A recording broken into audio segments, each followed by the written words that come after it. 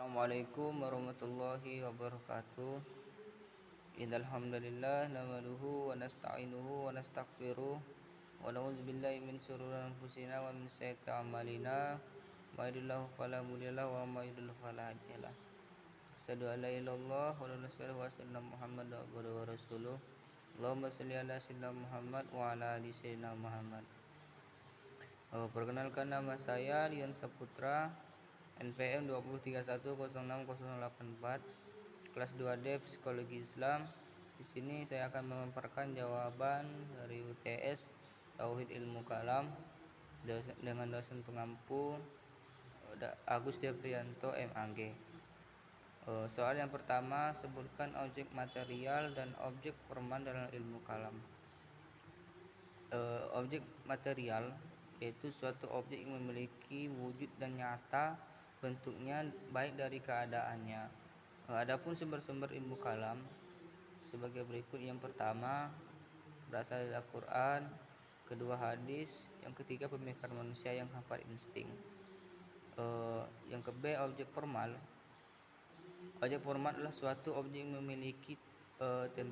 memiliki tentang sifat ketuhanan baik dari bentuknya dan sifatnya, seperti hubungannya ilmu kalam, filosofi dan tasawuf. Nah, dan di sini objek formal mempunyai tiga hubungan yang sangat dekat dengan nama, persamaan titik, perbedaan titik, dan titik singgung ilmu kalam dan tasawuf. Soal yang kedua, jelaskan konsep kerangka berpikir dalam ilmu kalam, latar belakang secara internal maupun eksternal. Adapun perbedaan metode berpikir secara garis besar dapat dikategorikan menjadi dua macam, yaitu kerangka berpikir dan tradisional. Sedang kerangka berpikir secara tradisional, metodologi tradisional, dan berpikir rasional. Adapun metode rasional memiliki prinsip-prinsip sebagai berikut. Yang pertama, hanya berkait pada dogma-dogma yang dengan jelas disebut dalam Al-Quran dan hadis Nabi, yaitu hadis qat'i. Memberikan kebebasan kepada manusia dalam berbuat dan kehendak, serta memberikan daya yang kuat pada akal. Adapun metode berpikir tradisional memiliki prinsip yaitu terkait pada dogma-dogma dan ayat-ayat yang mengandung arti zanni. Yang kedua, tidak memberikan kebebasan kepada manusia dalam berkehendak dan berbuat. Yang ketiga, memberikan daya yang kecil pada akal. Latar belakang ilmu kalam muncul karena disebabkan oleh dua faktor, yaitu faktor internal adalah faktor yang menyebabkan timbulnya ilmu kalam karena masalah-masalah politik, karena akal pikiran mereka mulai memfilsafatkan agama, dan karena Al-Quran itu tidak hanya sebagai seruan dakwah. Yang kedua, faktor eksternal yang menyebabkan timbulnya ilmu kalam karena menyebabkan orang-orang memeluk agama Islam sesudah kemenangannya. Karena golongan Islam yang terdahulu, terutama Mu'tazilah, lebih mementingkan atau memusatkan perhatian untuk dakwah Islamiyah dan berbantah pada orang-orang yang memusuhi Islam. Soal yang ketiga, apa urgensi perbedaan dan persamaan ilmu tauhid dengan ilmu kalam, tasawuf, dan filsafat? Titik persamaan ilmu kalam, filsafat, dan tasawuf mempunyai kemiripan objek kajian. Objek kajian ilmu kalam adalah ketuhanan dan segala sesuatu yang berkaitan dengannya. Objek kajian filsafat adalah masalah ketuhanan di samping masalah alam, manusia, dan segala sesuatu yang ada. Sementara itu objek kajian tasawuf adalah Tuhan, yakni upaya-upaya pendekatan terhadapnya.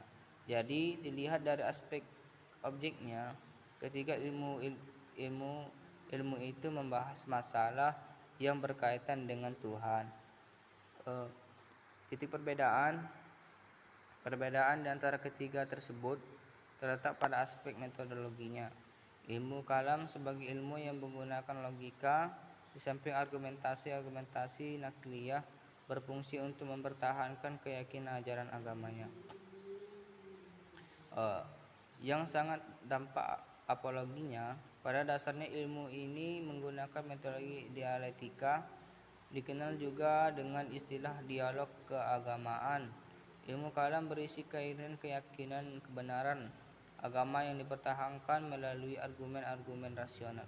Sebagai ilmuwan bahkan mengatakan bahwa ilmu ini berisi keyakinan kebenaran, praktek dan pelaksanaan ajaran agama, serta pengalaman keagama yang dijelaskan dengan pendekatan rasional.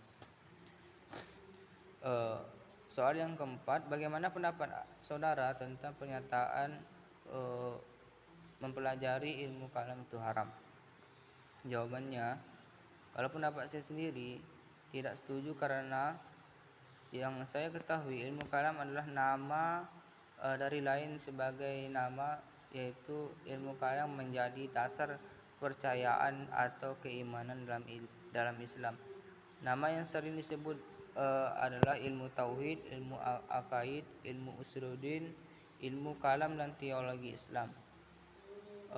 Semua ilmu itu membahas tata cara yang dipakai untuk mengesahkan Tuhan dan meningkatkan keyakinan kepadanya.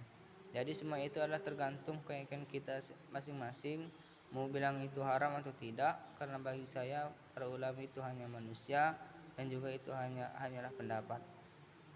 Soal yang kelima, jelaskan bagaimana hubungan iman, Islam dan ihsan. Hubungan dalam atau kaitan antara iman, Islam dan ihsan adalah suatu kesatuan yang tidak dapat dipisahkan.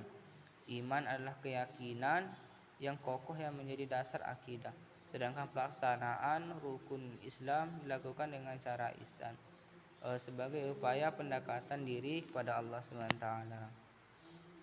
Sekian, terima kasih. Mohon maaf kalau ada salah-salah kata, dan kepada Allah saya mohon ampun.